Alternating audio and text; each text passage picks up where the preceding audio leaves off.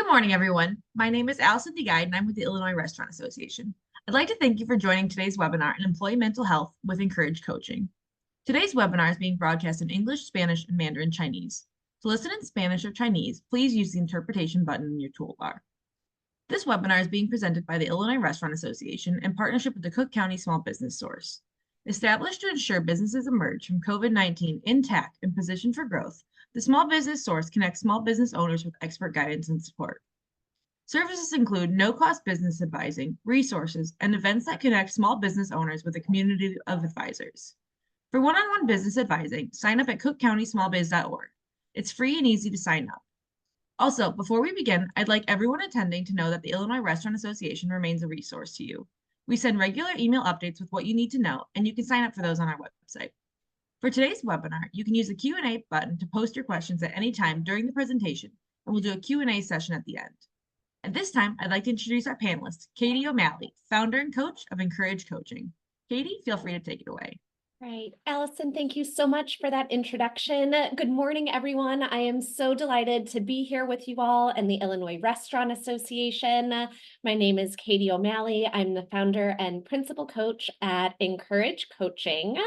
Just going to go ahead and get this slide deck up here. And I'm just really looking forward today to talking to you all about mental health, whose responsibility, whose responsibility it is really, and to give you some pointers, strategies, whether you are an individual contributor in your hospitality group or you are leading the charge. All of us carry the weight and responsibility of ensuring that the mental health for ourselves, our team members, and our colleagues can remain as stable or as elevated as possible. And with that, we're going to go ahead and jump right in. So I am an educator by trade and training, also trained and educated as a therapist. My master's degree is one of education and counseling. And what I know is that it's really important to understand who it is you're learning from and alongside. So to get us started, just want to do an introduction because I know I'm a stranger to all of you right now. And I'm hoping by the end of our time together, it will feel far less that way. So what you see on the right, that is me as a kiddo. I dug up this picture a few years ago, asked my family about it.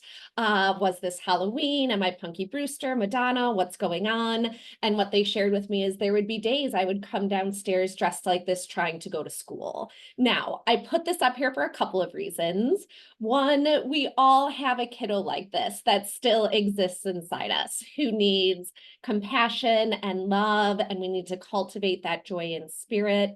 But I also put this up here really because we're going to be talking about some serious stuff today. And while it is serious, I think we can also approach it with compassion and some levity. While I will be making jokes about my journey with mental health, please know it is not a joke. I'm able to do that because I have distance from it. I have professional training, and I've gone through the period of post-traumatic growth that allows me to be here with you all today. So putting this up as a reminder that we are going to be covering some serious stuff that requires some vulnerability, and we can still smile and get a giggle while we are doing it. My background in training, like I said, started off not getting a master's degree in counseling, not pursuing graduate training to become a therapist. Actually started off in the political sphere in 2004, moved into the nonprofit sector doing fundraising and development and events, then moved into commercial real estate, which I'll talk about in a little bit, and how that pivot actually got me on the trajectory to where I am today, working with individuals, teams, and companies to really create brave and courageous workspaces that allow their employees to thrive. In doing all of these different careers and having these different experiences, My strengths of my enthusiasm and my imagination have really allowed me to excel in all of these fields. We all have strengths. And as we're going through, I'm going to be asking you to consider yours as well. I'm really driven by altruism and excellence. In speaking with Teresa and Allison before we hopped on today, they shared with me, we might have a smaller turnout. We had a big event for the Illinois Restaurant Association yesterday, but fear not. People will be watching this as the recording. And what I shared with them is even if one person shows up and takes something away that can benefit them or their team, I am completely fulfilled. And that is my driver of altruism. Also, really want to ensure I'm delivering an exceptional experience for you all. That is always my top priority.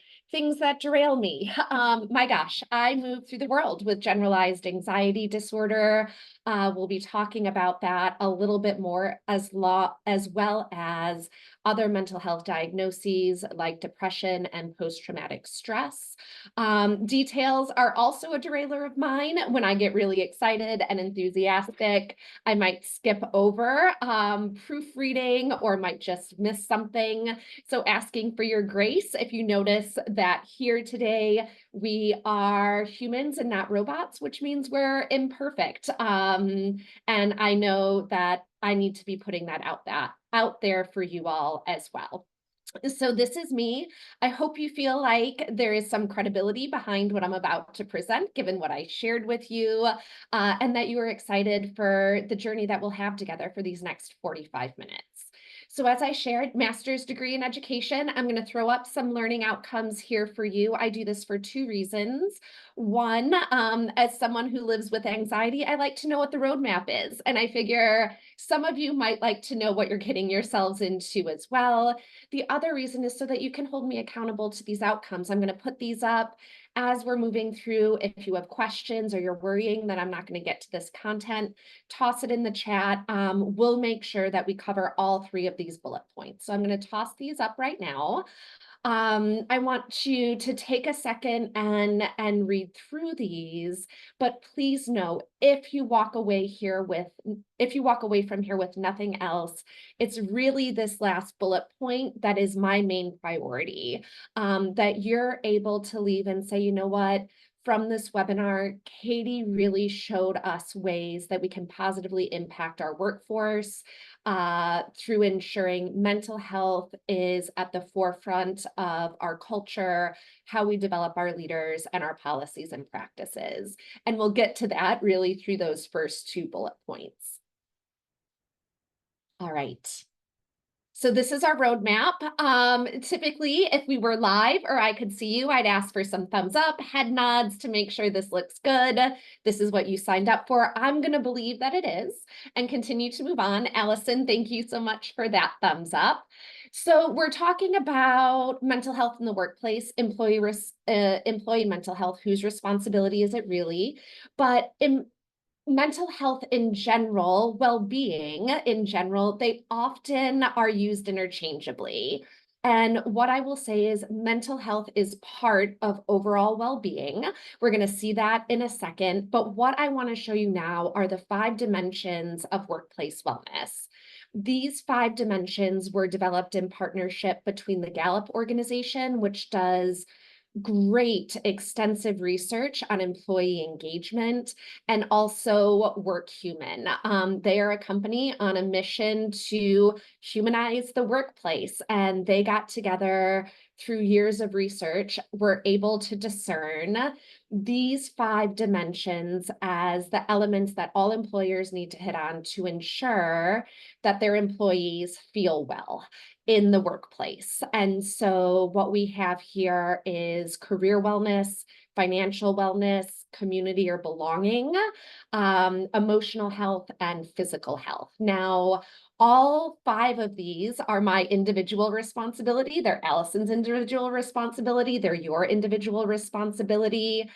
And we can do everything in our power to really hit these different dimensions as individuals. But if we are walking into a team environment or an organizational culture that raises our stress response, that is, quote, toxic. We're going to talk about that in a minute as well, or really leads to burnout, it becomes almost impossible for us to engage our individual coping skills and our individual strategies to really take full responsibility for what's going on here. So we're going to talk about this more in depth in a minute, but what I'm going to go through now is walking you through my career trajectory so that you can see how when these elements get missed, it can be incredibly derailing for employees in your workplace. Now, to get started, we're gonna do a little bit of storytelling. So once upon a time, I was not in the position of being a business owner, an executive and leadership coach. That was not what I did. I actually started off my career in the nonprofit sector, working for an organization called the Innocence Project. And in that work, it was me and my boss doing fundraising through grant writing, individual donor cultivation, which required a lot of writing. And so writing was a big part of my career. If we think about those 5 dimensions that I just showed you. One day, Audrey calls me into her office, sits me down, and says, "Katie, you are a terrible writer." Now, this is the whole of my identity, right? This is how at work I am keeping my job, earning money, raising money to be able to ensure that our clients and exonerees actually become exonerated for crimes that they did not commit. Sits me down in her office, says, "You're a terrible writer." I ask for more feedback. Can you help me understand why you're giving me this feedback that's seemingly subjective? And what Audrey did in that moment was threw a grant proposal on her desk and said, "This is what I'm talking about. You are a terrible writer." So the feedback itself, very flat, non-objective, also not constructive. There's nothing I can do with this to improve or become better. All it does is chip away at my identity, those dimensions of career and finance for sure, also emotional, but community as well. I have a boss who doesn't believe in me, right? So I pick up the proposal, take a look at it. This big smile comes across my face, and I had started to giggle a little bit, and she's like, "What's so funny? This is not funny." I'm like, "Audrey, I didn't write this grant. You did." At which point, she demanded that I leave her office. And I did, but this never left me, right? This was hanging over my head every time I went to go write something. So it was 2 elements here. It was lack of accountability from leadership, but also an inability to give productive feedback. And there was a lot of harm done. And this is going to be a theme that we keep coming back to, is the causing harm to your employees unintentionally. After my experience at the Innocence Project, I went to go work at the AIDS Foundation of Chicago. I am a Chicagoan by birth. Illinois is my home. Overall, a product of the Midwest, but from Illinois. And so I'm working at the AIDS Foundation of Chicago, and my male boss at the time said this to me: "You'll never be a leader." So again, thinking about those 5 dimensions of workplace wellness, we're hitting on again: career, financial, community, emotional. You'll never be a leader. Now, hearing that from a male supervisor as a young woman was really detrimental. And while I did my best to not believe this about myself, and again, there was no constructive feedback that came along with this. It was just this statement repeated to me over and over again, as though it were to be something motivational, when really it was derailing and detrimental. So now I have, in my first 2 jobs out of school, these experiences that really have me questioning who I am and what I believed myself to be. And then I moved into the world of commercial real estate. Now, You might be saying, Katie, how did you get from the nonprofit sector into commercial real estate? The answer is simple. I needed to make more money, and I never met or worked with a career coach to help me understand the values misalignment between my driver of altruism and what really drives the commercial real estate industry. While working there for some of the top tenant brokers in the city, I had one of my bosses come out of his office and scream, "Are you stupid?" at me. Now I'm working in a cubicle, surrounded by fellow colleagues and fellow brokers. And again, things that I had believed about myself in terms of my intelligence, leadership ability, writing capabilities, all being questioned in a really harmful and problematic way. Now, after this last comment, I'm sure you can imagine where my mental health might be at this point. So, someone who is predisposed to anxiety, not yet diagnosed with generalized anxiety disorder, I was having a really hard time understanding all of the feelings I was feeling. And so, sitting at my desk, I have tears coming out of my eyes. And I typed these words into Google: sadness, shame, dread, despair, so much more. Like, I didn't know work was meant to make me feel this way. And if it was, what could I do to counteract it? When I hit the return button, what came up, and this was in 2012, was the TED Talk from Brene Brown, The Power of Vulnerability. Now, my guess is a lot of you have seen this, heard it referenced in pop culture. You can see this goes all the way back to 2010. I found it in 2012. It is now 2024.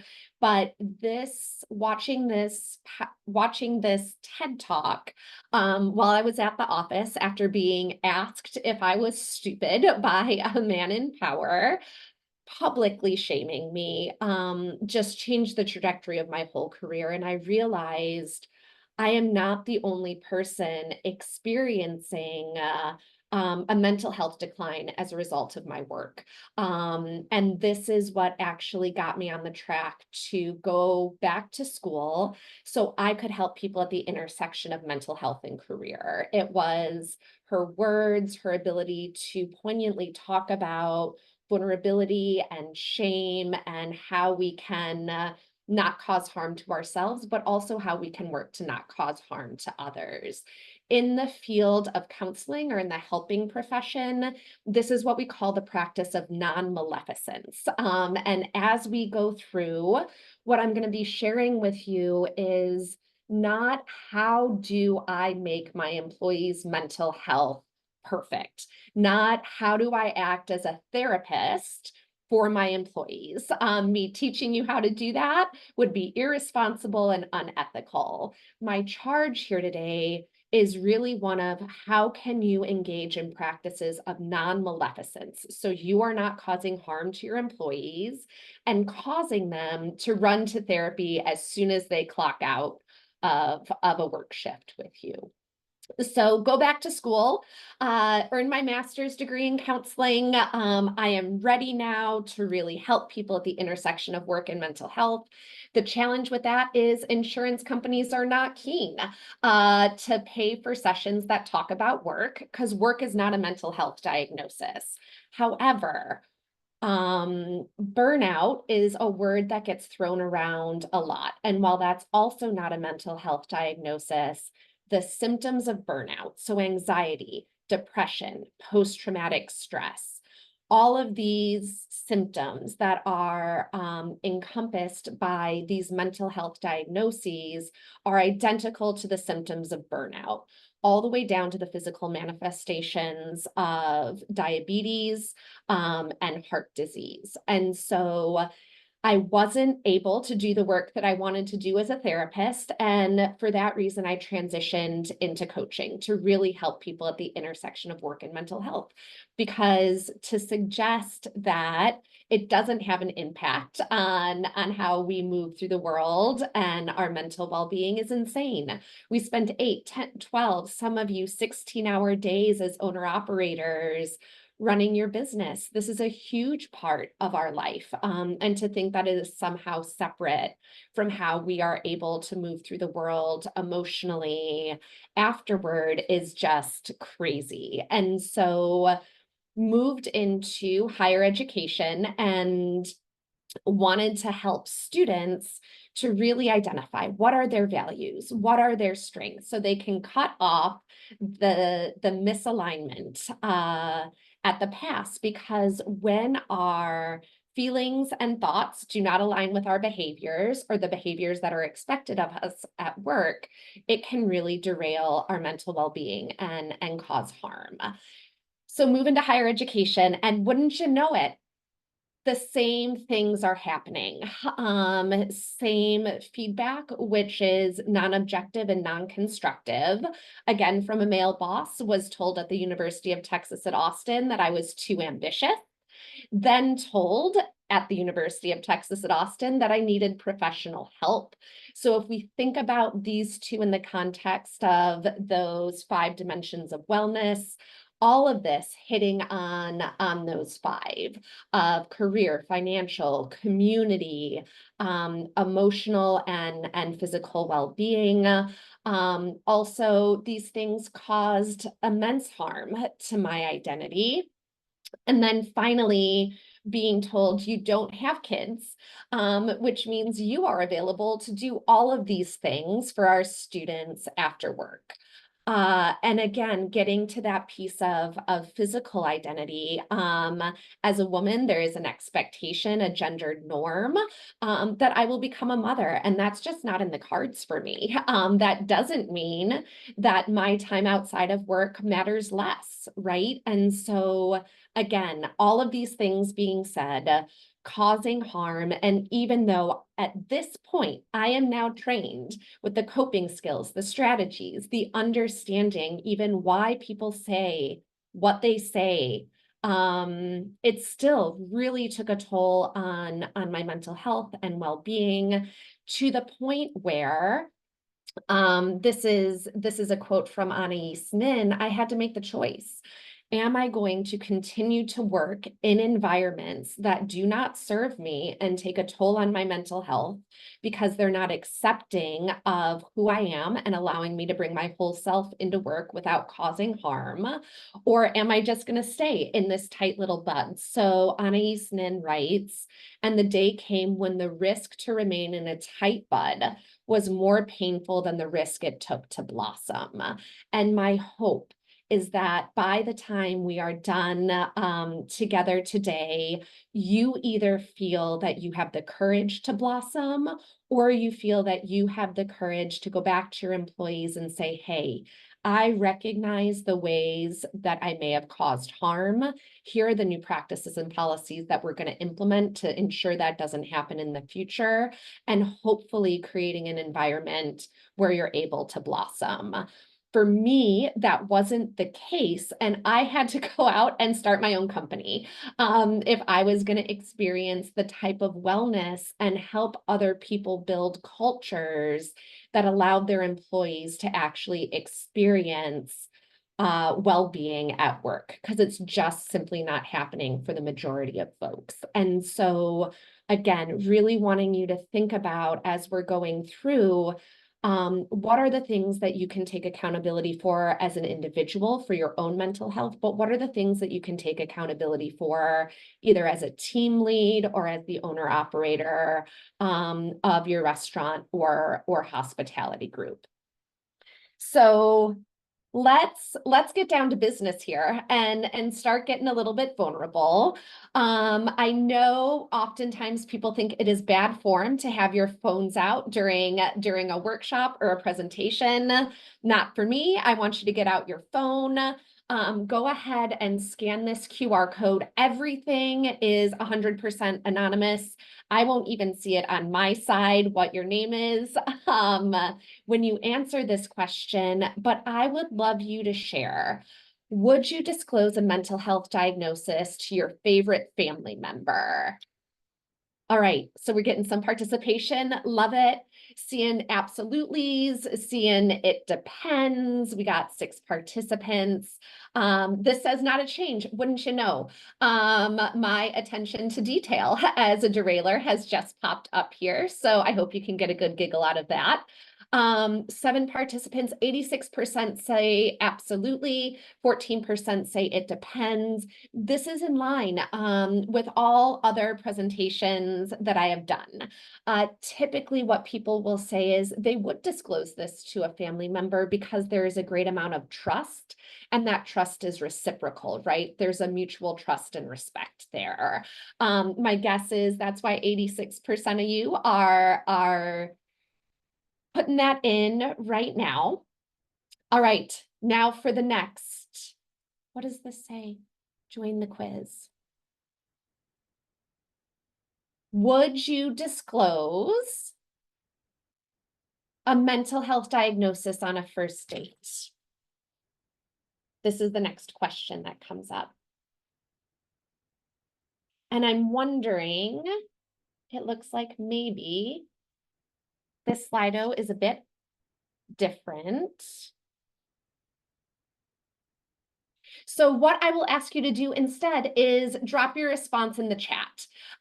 Would you disclose a mental health diagnosis on a first date? Absolutely, not a chance. It depends.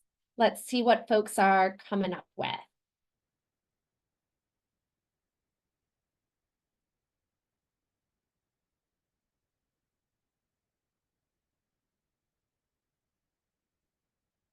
Thank you so much for your participation. All right, we got not a chance. It depends. All right. And a lot of times, and no, absolutely. So seeing a huge flip-flop, right? Again, this goes back to that idea of trust, respect, connection. My guess is you all know where this is going next. Oh, here we go. It depends where this is going next. But same thing, scan this QR code. Would you disclose a mental health diagnosis to a prospective employer? This is our last Slido poll. Go ahead and make your selection. This is the one where we can really dive in. All right, not a chance. 100% not a chance. So as we can see, as trust is up and risk is low, we are very willing to disclose a mental health diagnosis. But when there isn't any trust yet and the stakes are high, like with a prospective employer, there's not a chance you're going to disclose. And this is the response and the pattern that I see for every time I have delivered this session. And here's the thing. My guess is if you are the interviewer and you're interviewing a prospective employee, you would want to know, not to make a judgment, not to prevent them from being hired, but so that you could know, so you could best support them and create the environment that's really going to allow them to succeed and thrive. But we can't do that without trust, without respect, and without connection. And that is what we're actually going to be talking about in this next section. And so I see the questions that have been popping up in the chat around how can companies balance productivity with wellness policies? What are the most effective ways to really prevent burnout among employees? We're diving into that right now, but I really want you to hear me loud and clear. The first is engaging in practices that really drive up trust, respect, and connection. And we're going to be talking about those 3 things next. All right, so getting comfortable with discomfort. Here's the first thing that we need to know. Currently, there are 5 generations in our workforce, all the way from boomers to Gen Z, and Gen Alpha is coming our way next. And we got to be ready for it. But we disagree on a lot from generation to generation, but every the one thing every generation agrees upon is that they do not feel comfortable talking about mental health with their employer. It's the one thing we all agree on. Even folks in Gen Z and millennials, where we tend to be much more open-minded, and there is less stigmatization around it. We actually don't believe that our employers know what they're talking about, as evidenced by this next chart. Both of these come from the National Association of Mental Illness, NAMI. But what you can see from this second chart is how informed people believe they are on the topic versus how informed people believe others are on the topic. So we tend to view ourselves as very well informed, but we don't believe other people are. So there's an absence of trust here. Part of building trust around the idea of mental health is talking about it openly, whether that's talking about your struggles, inviting people to talk about it in a way that allows them to know you're not going to cause harm, but you actually want to help them. What we really need to do is change this perception, because if all of these people believe they're highly informed on the topic, how can we believe so many other people aren't? And so this is the first step in understanding it is all generations that are reluctant to talk about it. And most folks think they are better educated than the person that they are going to talk to about it. Now, pulling this back up, the dimensions of wellness. You should have received a worksheet in advance of the webinar, but just in case you didn't, I'm going to go ahead and drop this in the chat now.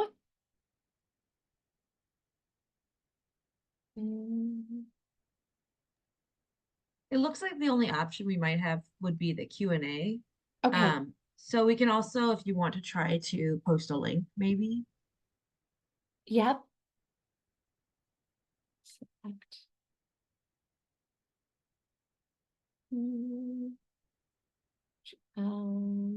Type answer. There we go. All right. So just posted the link. This is going to take you to the worksheet that we'll be using to go through these dimensions. We're going to be sticking on this screen for a good minute or two here. Once you open up that Google Doc, I'll invite you to make a copy of it, just so you are operating in your own version and can take your own notes. But what you will see is 5 different rows that include these 5 different dimensions. And I'm going to give you some time to go through as I explain what each of these dimensions are, so you can really assess what it is you need to feel well in the workplace. Now, you're also going to see a column that asks, is this your responsibility, your people leader's responsibility, or the company's responsibility? I'm going to tell you right now, chances are you're going to be checking all 3 boxes on those. And this is really to show it is a community effort. So let's go ahead and get started with career. When we talk about career well-being through the lens of the research from Gallup and WorkHuman, what we are really talking about is 2 main things. First, is there clarity of role for this particular team member or colleague? When we don't have clarity about what our role is, how that role contributes to the overall goals, mission, vision, or what it is we're going to be evaluated on come performance appraisal time, it makes it really difficult for us to feel stable and secure in the job that we are doing every day. And when anxiety is high because of that, performance tends to drop. And when performance drops, we get feedback. Sometimes that's not super objective. And when that happens, it can really start to deteriorate our overall well-being, but also our mental well-being. So that's the first. The second, in addition to clarity of role, is clarity of path. Is it very clear to your employee or to you that when you achieve X milestones or benchmarks, there will be a path? for you to continue to grow at that organization or in that company or in that store, in that restaurant. And a lot of that comes from having these connected conversations that are sometimes more difficult or more vulnerable. What asking your employees what it is they want for themselves, what are their goals? How can we align those with the role that they play and ensure that they are being evaluated in a fair way and that there's not just a carrot being dangled in front of them to get them to work a little more or a little harder. Again, it's doing what you say you're going to do and having that accountability. So when we think about career, we're thinking about, does this person have clarity of role? Does this person have clarity of advancement? And what I'd like you to do in the next minute is really write down what are your needs in this area for yourself, from your people leader, from your employer. Rate the extent to which those needs are being fulfilled right now. And what you'll see at the end is an overall view on your percentage of wellness at work.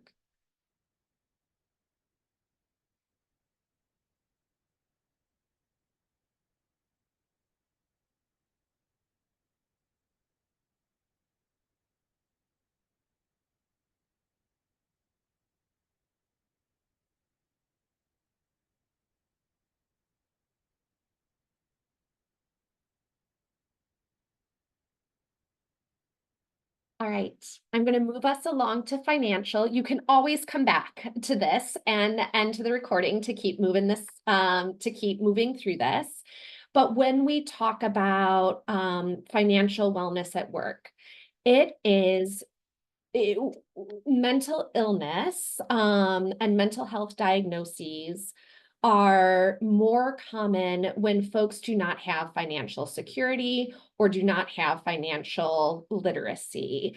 And so within the workplace, a big chunk of this is asking yourself, am I paying my employees at a rate that is going to keep them out of poverty? Because if it isn't, there's very little that can be done to help that employee's mental health or well-being. Because when we are in a state of financial insecurity, again, stress level goes up. When stress level goes up, our stress response goes up.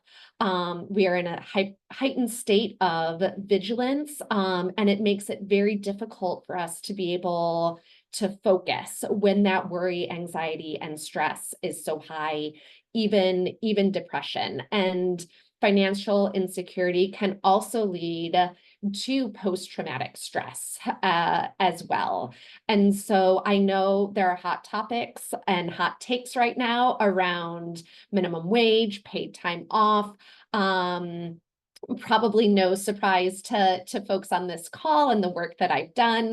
I am very much an advocate for all of those things and happy to work with you and your team to think about how to best set up your employees for financial success and security. So this really comes down to one, are they receiving a wage that allows them to feel financially secure?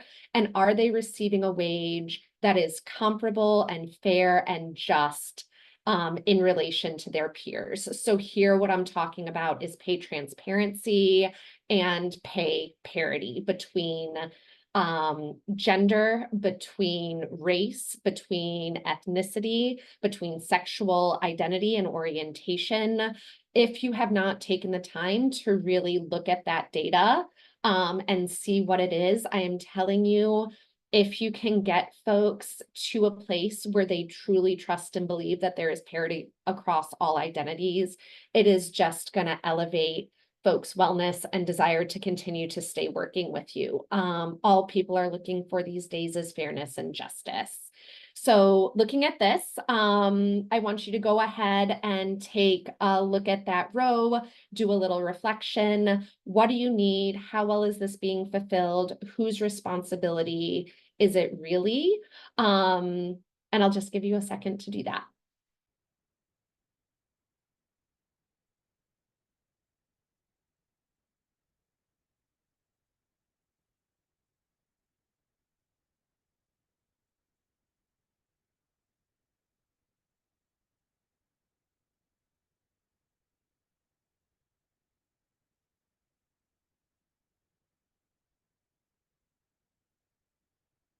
All right. Next up, we have community. Some of you might be surprised to see this up here as a workplace wellness dimension. But we have three main communities in our life. We have our home or our personal community, we have our workplace community, and we have also what is called a third space community, which tends to be things around anything that happens outside of the home and outside of work. So this could be the community at your gym, the community at your children's school, the community and the activities that you choose to participate in, the associations you're involved in.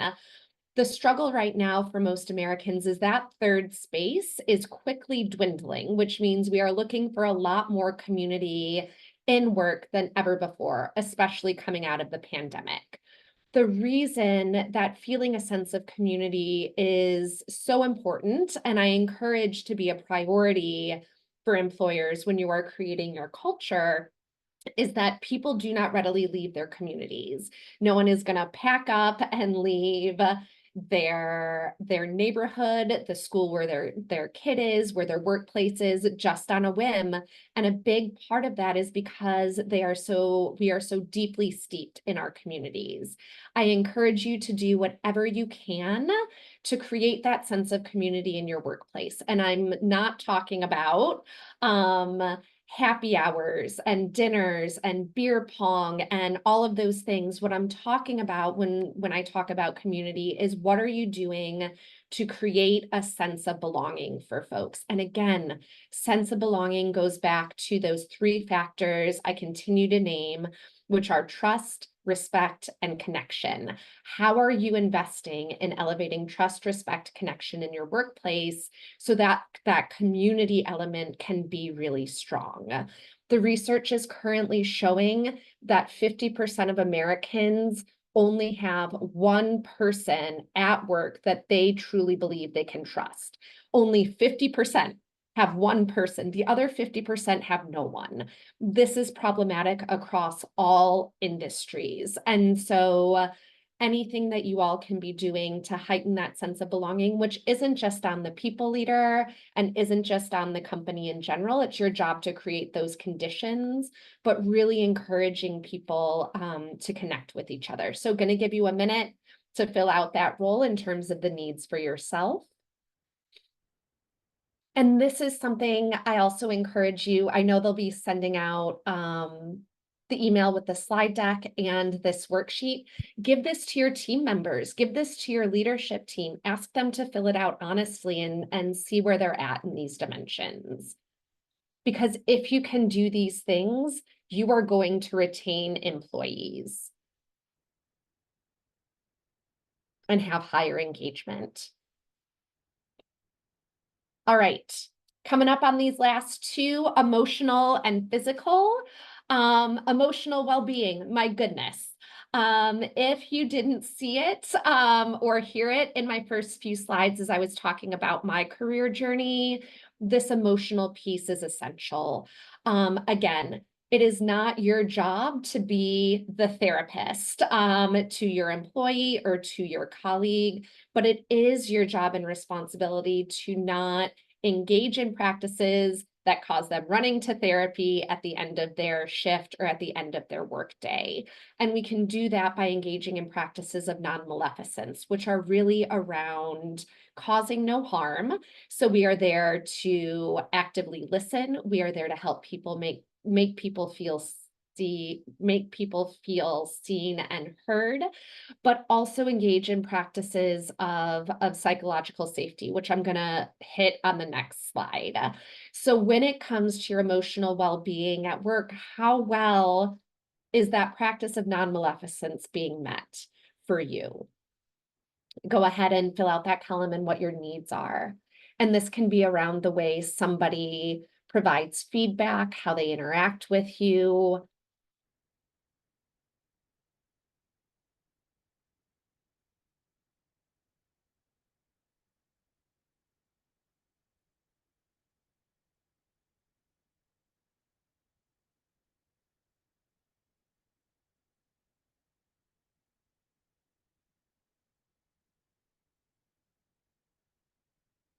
All right.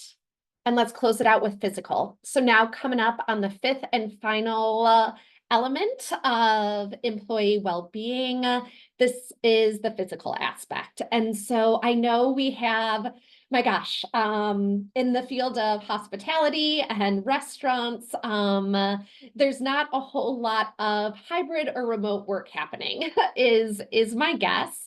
But one of the things for physical well-being, if you do have folks that are part of your organization, part of your company, and they are working hybrid or working remotely, making sure that they have what they need in their home offices to be physically well. Also making sure that during a hybrid or remote work day, that there is time being built in for people to move their bodies and nourish their bodies and to also sleep. So what I mean by this is really helping to build in time between meetings for people to move, for people to have breaks, for people to eat mindfully, but also to be able to sleep the 8 to 9 hours that we all need every night to be good and healthy. Physical well-being within the workplace, we want to make sure also that folks feel like they can name and claim a disability if they have it, to be able to ask for the accommodations that they need per the Americans with Disabilities Act. One of the things, if you were to see me live today, I would not be wearing a pair of fancy heeled shoes. I have 27 pieces of titanium in my right foot. And even though it looks like a completely normal foot from the outside, I am telling you it is not. And for a long time, even today, I really have to wear gym shoes everywhere I go, which is deemed non-professional. But if it's going to be my physical health, or me being looked at as professional or not, I am going to prioritize my physical health every time. And so making sure that your employees feel like they can tell you about these things, again, going back to those elements of trust, respect, and connection, so that you can make those accommodations and not be making assumptions about why they're showing up in the ways that they're showing up. So for you right now, just thinking about what are the things that you need to feel physically well during your workday, whether you are on site or working remotely.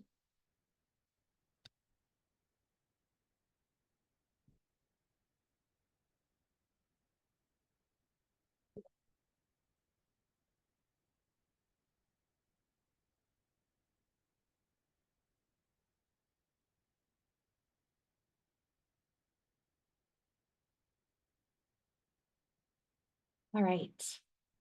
Now, if you filled in that little bar, it's time to do a little bit of math. Wanting you to go ahead and add up all of those percentages, divide them by 5. What you're going to get is the percentage of your wellness at work. And what is that gap that you can work on with your people leader or with your company to try and close? What are those things that you can start to advocate for? And this is where we're headed next. So first, what can employers do? So at that decision maker level, that owner operator leadership team level, this is what I'm really encouraging.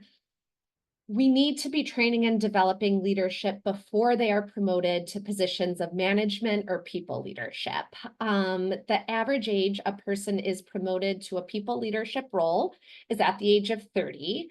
The average age that they receive any formal leadership education or training is 42, which means there is an average of a 12-year gap of people leaders unintentionally causing harm, not because they want to, but because they haven't been trained to effectively lead, motivate, engage, and work alongside others in a way that really helps to retain that employee. And we hear it all the time. People don't leave bad jobs, they leave bad leaders, managers, and bosses. And the reason for that is because our boss, our people leader, our supervisor has more of an impact on our mental health than our therapist, our spouse, or our significant other.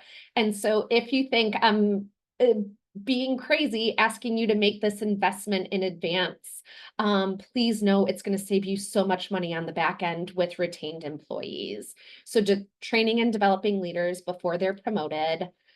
Next, we want to recognize and reward behaviors that enhance well-being. So thinking about those 5 dimensions and what that might look like in your restaurant, within your hospitality group, making those clear and known to all employees and to your people leaders, and then recognizing and rewarding those behaviors when you see them played out.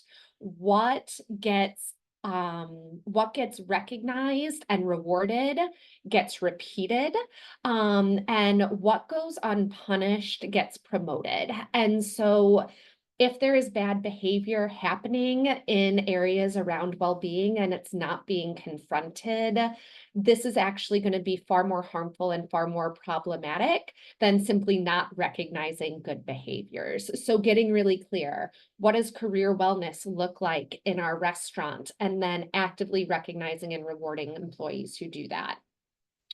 Finally, offering mental health counseling and coaching as a benefit. Now, last year, right around this time, President Joe Biden issued an executive order that all health insurance plans are going to need to include insurance for mental health counseling. Unclear when this is going to come into practice, but if you offer insurance to your employees, one day it's just going to be part of those packages. Until then, I encourage you to offer packages that do offer mental health counseling as a benefit. There's also behavioral health coaching, which can also be really helpful in the workplace. And I'm happy to talk to you all about that. As employers, these are the 3 big things that I would encourage you to do. As people leaders, team leaders, what are the things that you can be doing? First, learning and practicing generative listening skills. So as Americans, as Westerners, when we listen, we are listening to respond. We are not listening to understand. And what we really need to start doing as humans for one another is helping them to feel seen and heard and understood. So when you're in conversation with one of your team members, with an employee, I want you to engage from a place of trying to understand.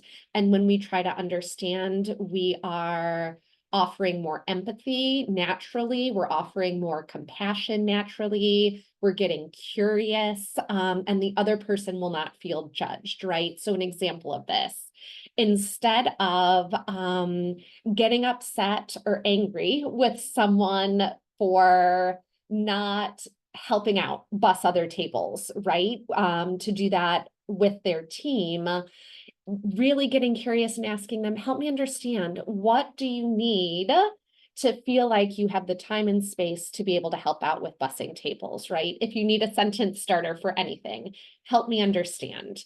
Or I'm really curious to learn. Those are 2 great sentence starters to get you on the path to generative listening. I have whole workshops on this, a whole series. So if this is something you're interested in, please reach out afterward and let me know. Also encouraging you to learn and practice behaviors that enhance psychological safety. Psychological safety was first named and discerned in 1999 by Dr. Amy Edmondson out of Harvard. And the word psychological safety gets thrown around a lot. This is not about being nice. Psychological safety at its root is very basic, which is psychological safety exists when people feel an absence of interpersonal fear, which means they can say the thing that needs to be said without fear of retaliation or attack. They can show up as who they are without fear of judgment. And so, again, psychological safety and the practice of non-maleficence in a lot of ways go hand in hand. But taking away from this, psychological safety and practicing psychological safety, any practice that allows an employee to feel like they will not be interpersonally harmed is going to get you one step closer to psychological safety. And finally, for people leaders to really understand all of the resources that are available to employees, whether that's around professional development, financial advancement, community, emotional, physical. What are all of those resources that your company and organization offers? Do your people leaders know what they are so they can disseminate those to your employees? With this particular one, I always encourage employers to provide trainings on a quarterly basis about the resources available to their people leaders and employees. And y'all, we are coming up with about 5 minutes left. I want to be sure that I can get some of your questions answered.